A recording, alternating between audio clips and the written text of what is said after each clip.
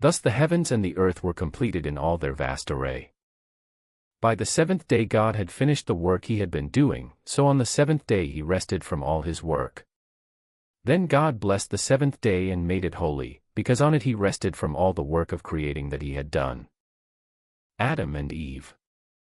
This is the account of the heavens and the earth when they were created, when the Lord God made the earth and the heavens. Now no shrub had yet appeared on the earth, and no plant had yet sprung up, for the Lord God had not sent rain on the earth and there was no one to work the ground, but streams, came up from the earth and watered the whole surface of the ground. Then the Lord God formed a man, from the dust of the ground and breathed into his nostrils the breath of life, and the man became a living being. Now the Lord God had planted a garden in the east, in Eden, and there he put the man he had formed. The Lord God made all kinds of trees grow out of the ground, trees that were pleasing to the eye and good for food. In the middle of the garden were the tree of life and the tree of the knowledge of good and evil. A river watering the garden flowed from Eden, from there it was separated into 4 headwaters. The name of the first is the Pishon, it winds through the entire land of Havilah, where there is gold.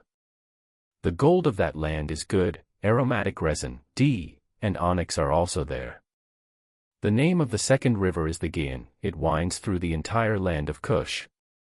The name of the third river is the Tigris, it runs along the east side of Ashur. And the fourth river is the Euphrates.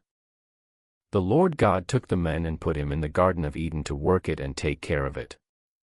And the Lord God commanded the man, "You are free to eat from any tree in the garden, but you must not eat from the tree of the knowledge of good and evil, for when you eat from it you will certainly die."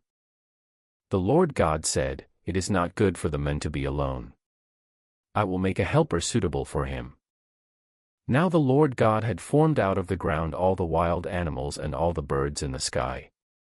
He brought them to the men to see what he would name them, and whatever the men called each living creature, that was its name. So the men gave names to all the livestock, the birds in the sky and all the wild animals.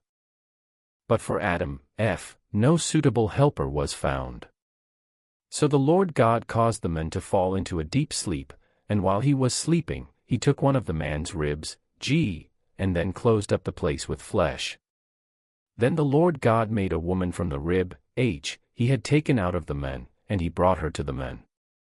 The man said, "This is now bone of my bones, and flesh of my flesh.